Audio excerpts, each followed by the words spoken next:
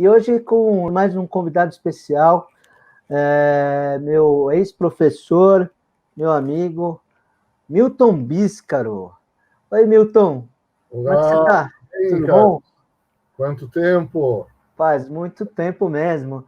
Acho Tempo. que a última vez que a gente se viu foi lá na estreia do Ah, documentário do Eric Monstraviste, isso né? mesmo.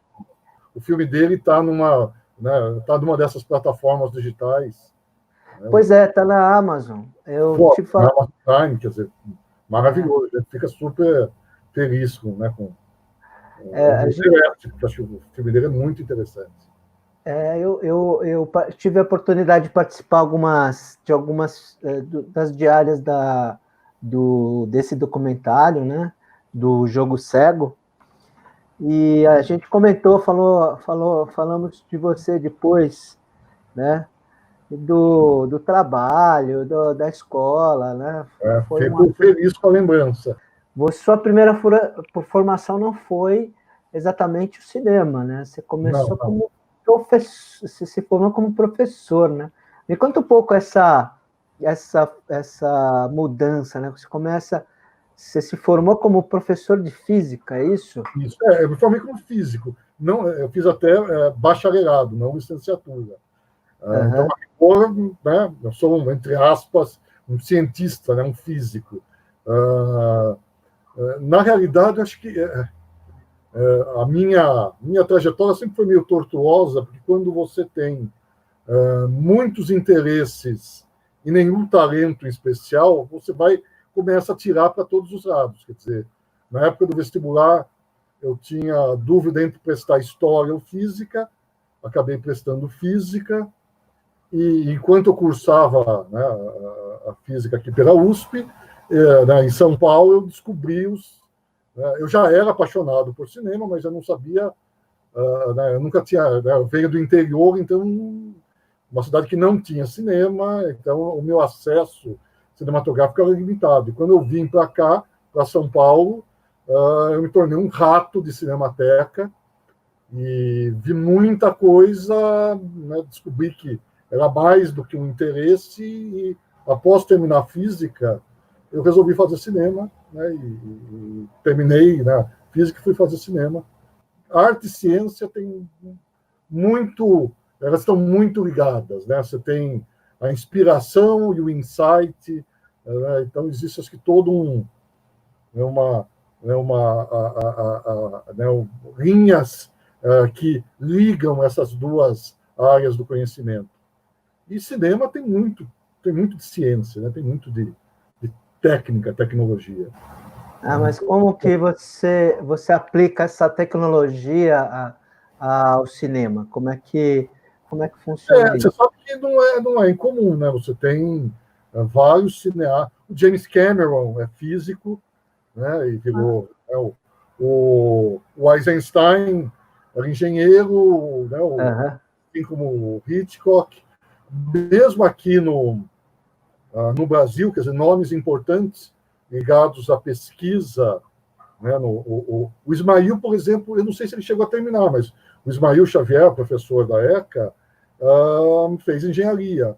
O Calil, né, que foi presidente da Embrafilmes, chegou a fazer física, parece que ele não terminou.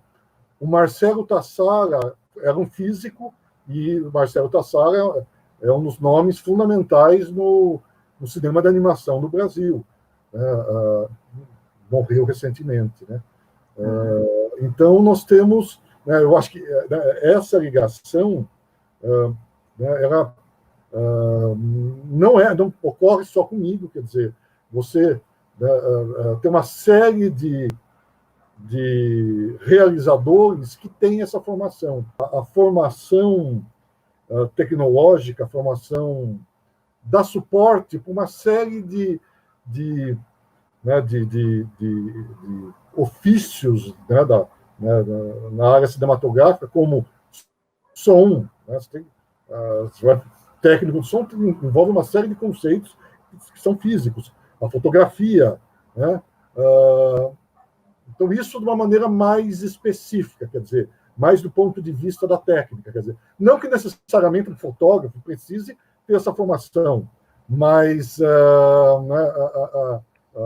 uma vez que ele tenha a formação, de repente, essas coisas podem fazer ter um sentido mais palpável. Quando você tem uma formação científica, e o caso da física, a matemática, as engenharias, você desenvolve uma abordagem das questões ou dos problemas extremamente organizada.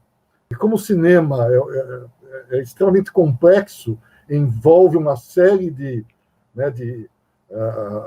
inter-relações pessoais, e cada uma dos participantes do processo cinematográfico às vezes é extremamente especializado. Eu acho que esse raciocínio lógico, cartesiano, de certa forma, ajuda você a organizar toda essa informação, toda essa quantidade enorme de informação de uma maneira mais sistemática. Esse background, essa formação em exatas, como é o caso do Hitchcock. O Hitchcock é um sujeito extremamente meticuloso, ou o Eisenstein também. Então, você tem, talvez, eu nunca fiz um estudo sobre isso, mas é possível identificar, de certa forma, uma linha de raciocínio que possa seguir por esse caminho. Uma vez eu fiz, eu ainda estava dentro da faculdade, dentro da ECA, e eu fui fazer assistência de fotografia com curta. E tinha um trilho circular, é um carrinho circular, e eles estavam com dificuldade para achar onde era o centro daquilo ali. Eu falei, gente, é simples.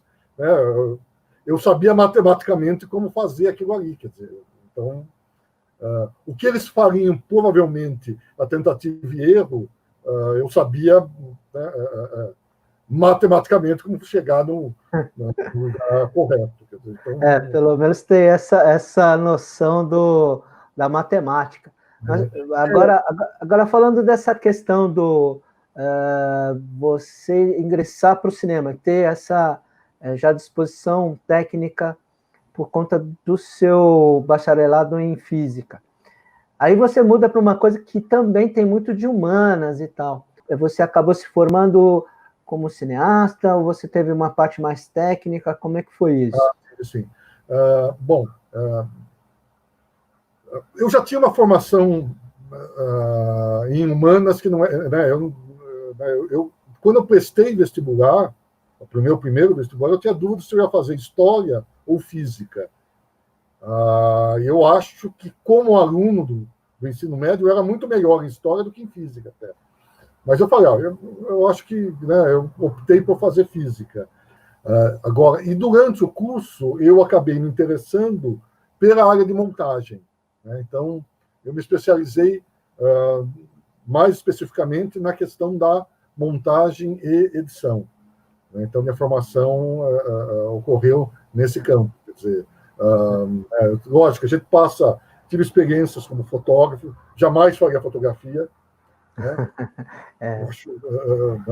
Além, porque podia pensar pelo fato, de repente, de ter a formação na área de exatas, então poderia... Não, mas não faria fotografia, não faria som.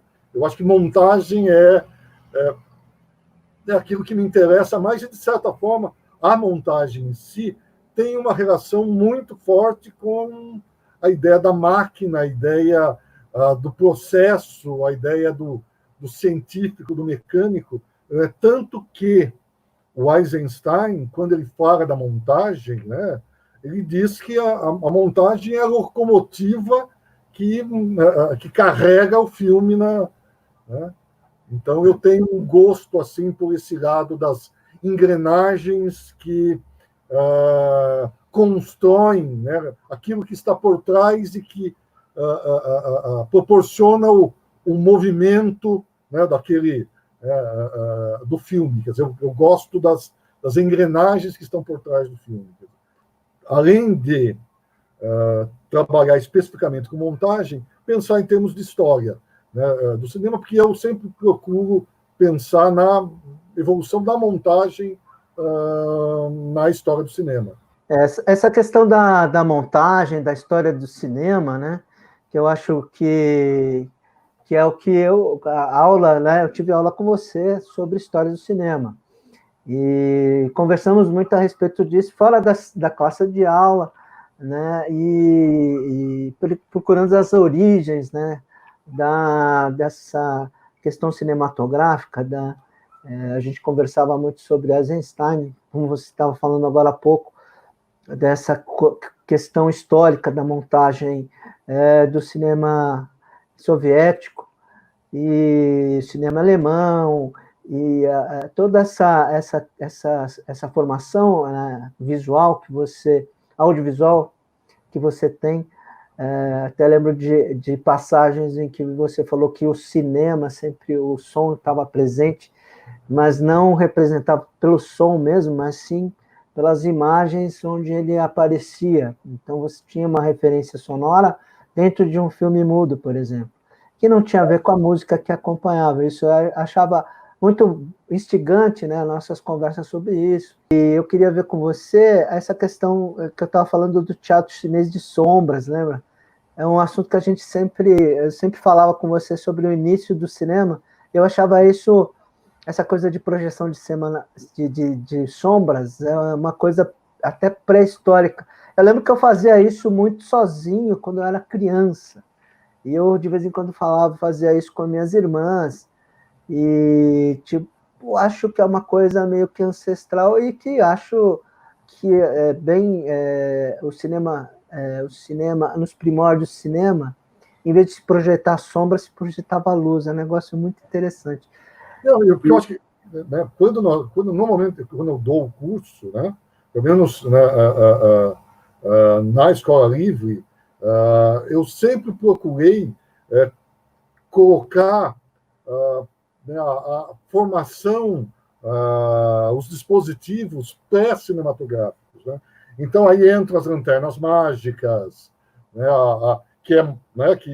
que são todas experiências narrativas, né? São tentativas, né, que envolvem a projeção e a ideia, né, de ter algum processo imersivo, né, das pessoas estarem naquele ambiente. Então, as lanternas mágicas, aqueles livros de flip-flop, tem uma série o fenactoscópio, o zootrópio, tem uma série de dispositivos pré-cinematográficos que indicam essa forma de você trabalhar com as imagens em ação, as imagens em movimento, né?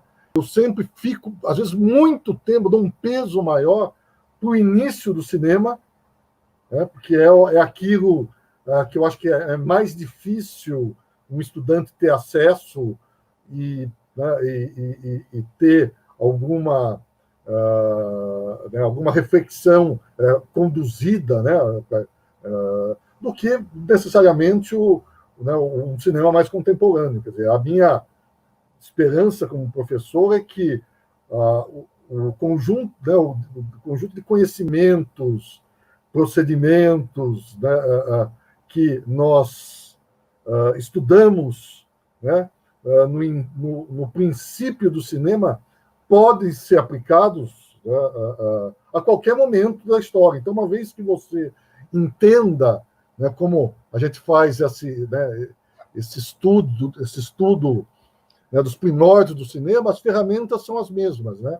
Então, a maneira de você compreender o cinema que surge posteriormente, quer dizer, se dá da mesma forma. Então, normalmente eu até costumo brincar dos cursos que que a gente faz um curso mais de paleontologia cinematográfica, né? Uma coisa...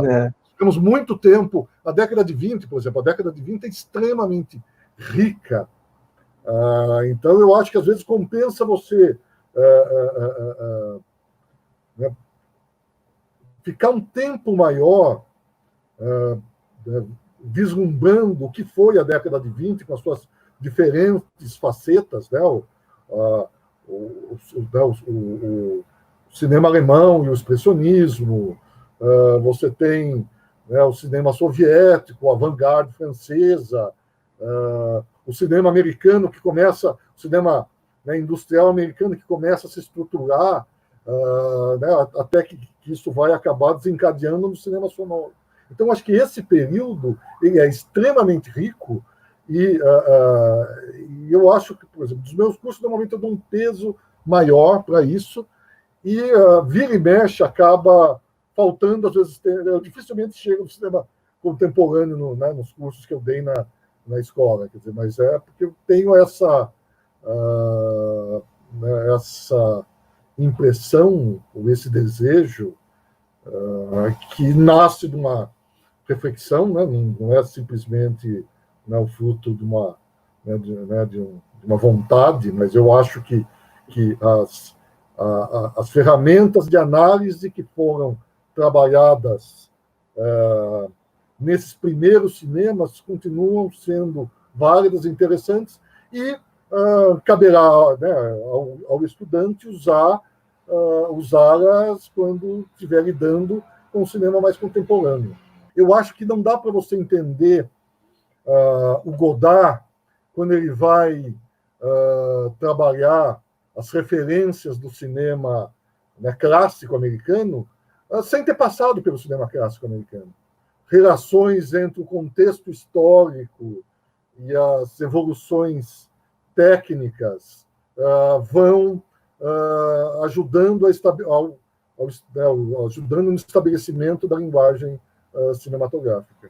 Se você estudar o cinema atual, você vai ver que nele existem muitas referências de cineastas antigos, ou que estão colocadas dentro daquele filme. Se você não tem dentro do seu conhecimento essas referências, você não pode usar, ou mesmo que você tenha essas referências, você pode usar através seu estudo, dessas referências, algo novo. Mas não deixa de existir dentro de cada filme uma referência de algum cineasta. Eu não consigo ver muito filme hoje que não tem essas referências. As coisas são construídas, as coisas são referenciadas, quer dizer, as experiências anteriores são, né, elas são importantes, né, no estabelecimento das experiências atuais, quer dizer, né, e a maneira como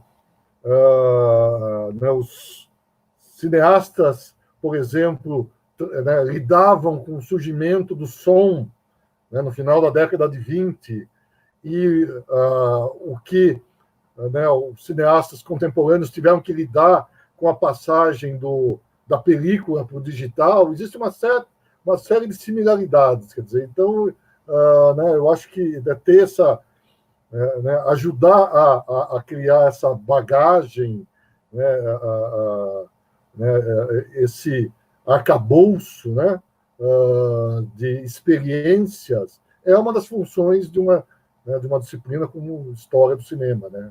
Agora, falando de cinema, hoje você tem os streams, né, né, como a Netflix, a Amazon, e por conta da pandemia, isso veio a dar um valor a esse tipo de janela cinematográfica, que não era levado em consideração antes. Existia um certo ranço das produtoras internacionais de cinema com relação ao stream. Eu queria ver a sua opinião sobre isso, já que, né, realmente a experiência cinematográfica de ir a uma sala de cinema, ela tem tem todo um preparo, toda uma pompa e circunstância, porque você vai à sala, uma tela gigante, o som round, a sala fica tudo escura e você só fica se concentrando no filme. Quando você vai para o stream, não, você para toda hora, é quase como uma televisão, mas você vê na hora que quer, se você não entender, você volta e assiste de novo, mas não deixa de ser uma forma de entretenimento. E também, né, vamos levar em consideração essa questão da pandemia e da crise econômica que a gente está vivendo já. Nós temos algumas pessoas, como os nossos, né, seus ex-alunos e agora colegas, estão com os seus filmes nesses streams. O que você acha que o cinema está evoluindo para isso? Ou vai continuar tendo filmes nas duas janelas? Olha, eu acho que é talvez a questão do momento, né? Que a pandemia, de certa forma, acabou intensificando uma questão que não é contemporânea. Quer dizer, o cinema está para acabar há muitos anos. Quando surge a televisão, o cinema era para ter acabado. O cinema pensando como esse prédio, esse local de exibição em que as pessoas se dirigem e entram na sala de exibição. Então, o cinema como uma sala de exibição. Então, já existia na década de 50, quando do surgimento da TV, esse questionamento: não, o cinema vai acabar, as pessoas só vão assistir TV. Depois do VHS, também, essa conversa já veio. Agora, hoje, de certa forma, o streaming fornece uma relação tão imediata, no sentido que antes, quer dizer, quando você tinha os canais de exibição a cabo, você ainda tinha que esperar semana a semana para assistir aquela série, o desenlace da série que você acompanhava. Hoje eles já lançam todos os capítulos juntos, então se você quiser, você maratona, vê tudo, né? Então corresponde já a essa ideia do imediato. Então o streaming tem esse poder, né, de imediatismo. Você assiste o que você quer, na hora que você quer, quando quer.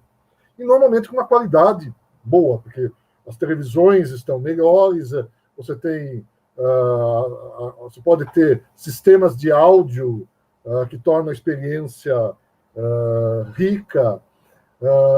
Então, nós temos um competidor, né, a esse cinema como sala de exibição extremamente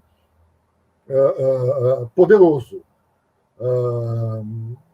A maneira como o público vai se comportar à medida que a pandemia, né, começar a ser controlada, vai nos dar uma ideia de que, né, de qual é a nossa relação com essa experiência coletiva. É um palpite. Eu acho que o cinema, provavelmente depois da pandemia, que vai ser, né, um revés econômico gigantesco, talvez se torne, encolha e se torne numa cultura de nicho, quer dizer, mas será uma cultura de nicho não desprezível, quer dizer, aqui em São Paulo, desde 87 que eu moro em São Paulo, eu vi os cinemas de bairro, né, desaparecerem, né, o número de salas diminuindo muito, mas com a chegada, por exemplo, das empresas americanas, aumentou o número de salas, e são salas com certas particularidades. Por exemplo, né, você tem uma sala 4D, você tem uma sala VIP, né? Então, o cinema ele tem se defendido, né? E o uso, por exemplo, das salas para atividades não necessariamente, né, que estão relacionadas com o cinema, mas, por exemplo, exibição de óperas, jogos de futebol, quer dizer, né, eu acho que a experiência do ambiente cinematográfico ainda vai perdurar. O que eu percebi, assim, eu vi uma história de que o pessoal está pensando em voltar com o drive-in, né? Porque o pessoal chega de carro. Teve uma época, eu estava cobrindo alguns eventos, como eu comecei com o Sampa agora, que tinha um shopping, acho que era um shopping continental, se não me falha a memória, eles estavam fazendo sessão de cinema. Só que antigamente, na década de 70, eu era criança ainda, eu ia em drive-in, e isso no Rio. E o meu pai, a gente ia com meu pai deixava o carro, a gente entrava no carro, a gente assistia.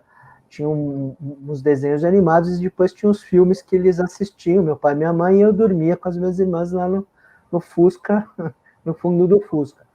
E tinha uma caixinha que você colocava do lado para poder ouvir o som. Hoje, você tem, para o som ficar sincronizado, o som é digital, você transmite esse som num canal de rádio dentro do teu carro e você consegue ouvir o som com o dispositivo de rádio do teu carro, que se for moderno, você escuta um som maravilhoso dentro do carro, comendo pipoca, né? Provavelmente vai ter um revival disso. Por exemplo, eu confesso que né, também, eu nunca estive num drive-in. Né?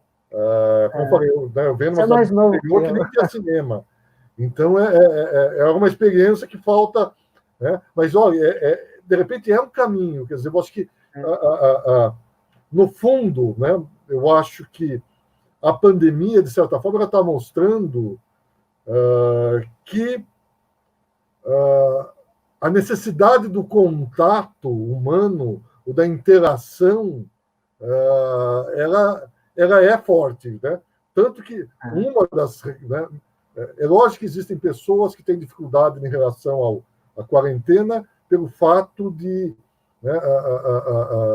uma questão econômica, né, que de repente elas se veem sem, né, as fontes de renda, então isso, né, cria uma situação extremamente incômoda.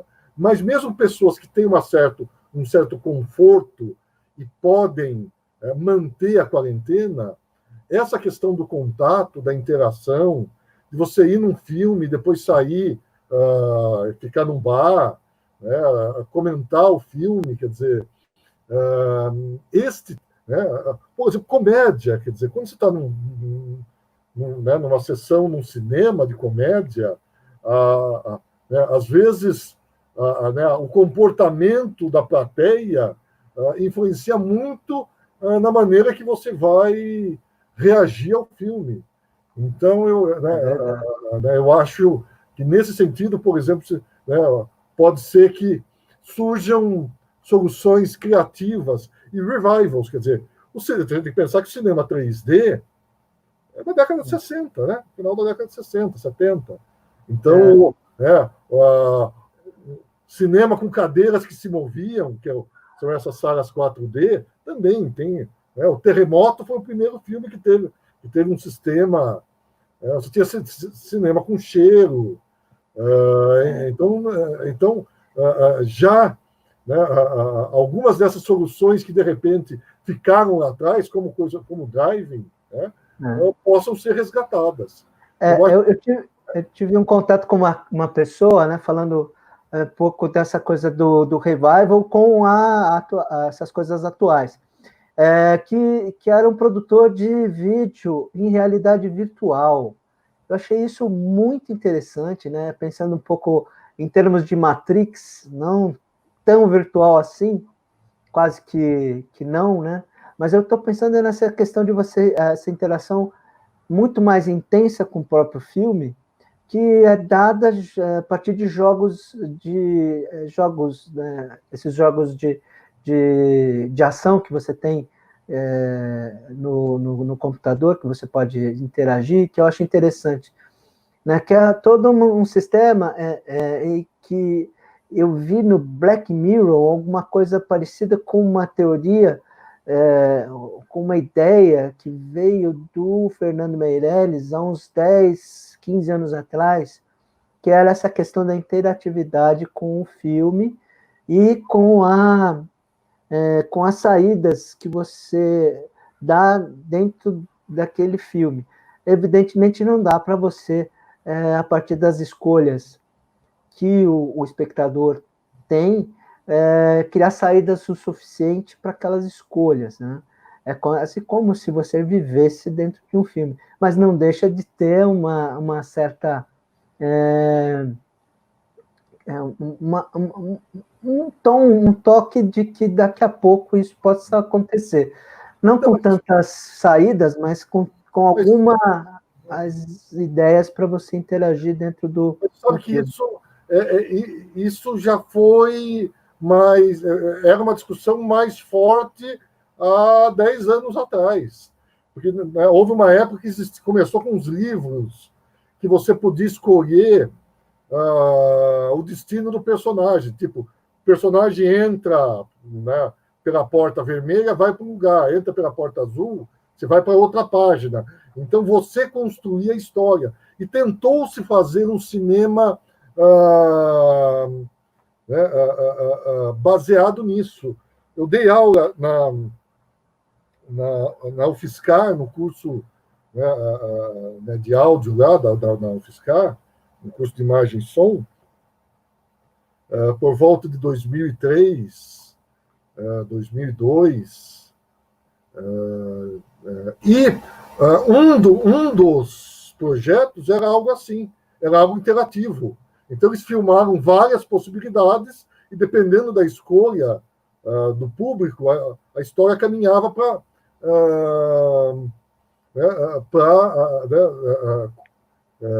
desenvolvimentos diferentes. Mas não vingou. Quer dizer, talvez por uma limitação técnica, mas mesmo assim, eu acho que, além da limitação técnica, tem uma outra coisa, que no fundo, eu acho que o desejo do espectador, mais do que ter controle sobre a narrativa, é que ele seja conduzido da melhor maneira possível. Eu não sei se eu fui claro o suficiente. Eu concordo com você. Eu acho que o espectador...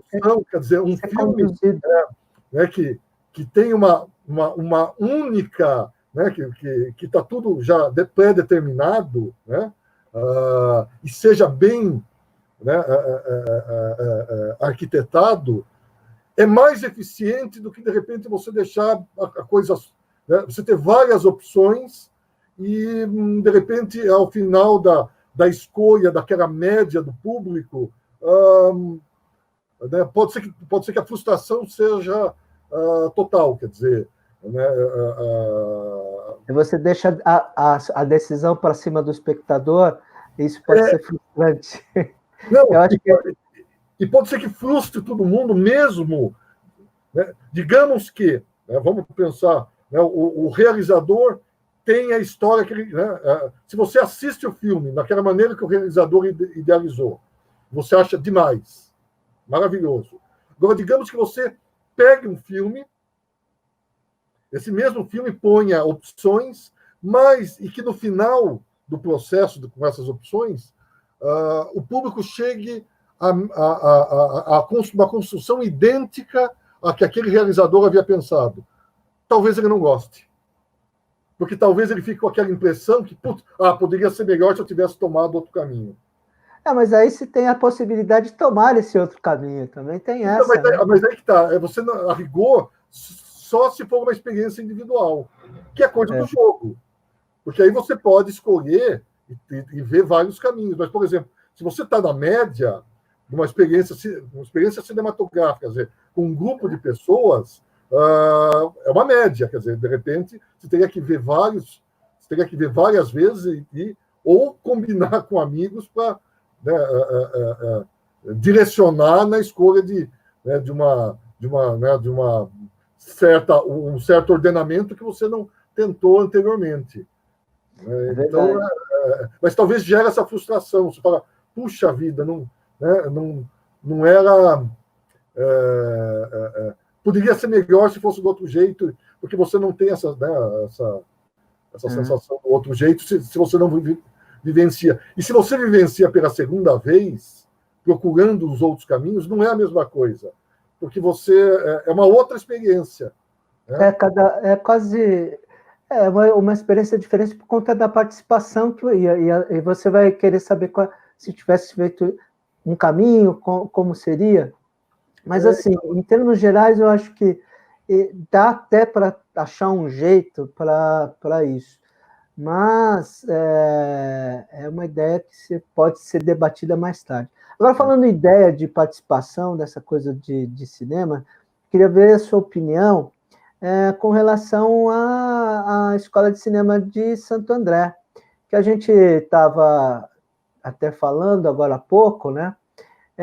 E dessa experiência que tivemos, né? Você como professor, eu como aluno, né? Nesse curta que a gente está vendo, é um curta que é um dos primeiros curtas que fizemos lá, inclusive com a participação da Andréa Horta, que na época ela estava começando, ainda não estava fazendo sucesso, e ela era uma aluna da Escola Livre de Teatro, lá de Santo André. Então, era praticamente uma desconhecida. Eu lembro que ela entrou nessa cena, e ela estava usando uma peruca, porque ela estava com o cabelo bem baixinho, um pouco mais comprido que o meu agora, né? E ela me surpreendeu, porque eu estava tão preocupado com o filme que eu não dei muita bola para os atores. Então ela a todo momento falava assim, pô, mas você não vai você não vai falar comigo? Assim, eu estou preocupado para te iluminar melhor e não sei o quê. E foi uma coisa interessante, porque outros atores também participaram dos filmes e foi interessante. Mas eu queria te falar sobre essa questão da escola, porque assim, tem muita gente fazendo vídeo e muita gente fazendo lives e filmes dentro da internet, não filmes propriamente ditos, né? Porque o YouTube, eu acho que ele foi um germe dessa questão de fazer um streaming onde você tem a possibilidade de fazer um filme e divulgar esse trabalho. A internet é outra linguagem que você tem muita gente mostrando como se fazer tal coisa, como tirar fotografia, como consertar uma máquina de lavar, como fazer um bolo, mas tem todo um aparato, tem o roteiro, né? Tem pessoas que produzem esse tipo de material, que você tem uma imagem boa, você tenha uma linguagem e um apresentador que tenha eloquência. Então, tem todo um trabalho muito mais profissional dentro da internet, mesmo no YouTube, para criar mais espectadores para você ganhar dinheiro. No sentido hoje em que a gente vê o YouTube como uma ferramenta de trabalho e você na escola de cinema como professor que deu aula voltada para cinema, com essas linguagens que você aprende nesse tempo. O que você acha desse mercado para quem está começando? E primeiro, como foi essa experiência lá na escola? E como é que você acha que essa experiência com os alunos, como eles são absorvidos por esse mercado? Porque é um mercado muito pequeno e fechado, tem poucas emissoras de televisão, apesar de ter um boom de emissoras dentro da TV fechada, mesmo assim é pouco para o número de pessoas que se formaram nessa área. Como é que você acha que foi essa experiência com você dentro da LCV e como é a absorção desse pessoal dentro do mercado cinematográfico e audiovisual em geral? Eu acho que são duas questões que você coloca. Quer dizer, então vou separar em duas partes. Num primeiro momento, né, por que fazer uma escola? Eu me lembro que até quando eu apresentava, né, o curso, quando os alunos estavam entrando, até isso fazia parte do meu discurso. Né? Por que fazer uma escola? Né? E depois eu entrava no mais específico, por que fazer a escola livre de cinema e vídeo de Santo André. Mas, em geral, a rigor, para você aprender a fazer cinema, para você se tornar um realizador, um artista, você não precisa dessa formação acadêmica. Né? Trabalhar na área ou ser autodidata permite que você possa chegar, né, a um bom termo no final do processo, quer dizer, porque é um aprendizado constante, quer dizer, a gente nunca, né, o diploma, né, o certificado de conclusão, ele só atesta, né, o final de uma etapa, mas, né, a sua carreira como realizador, como artista, não tem, ela não tem um marco final, quer dizer, a partir daqui você se torna capaz de ser um realizador, né? Então, a rigor, você não precisa fazer. Qual é a vantagem de uma escola de cinema? O que a escola de cinema facilita?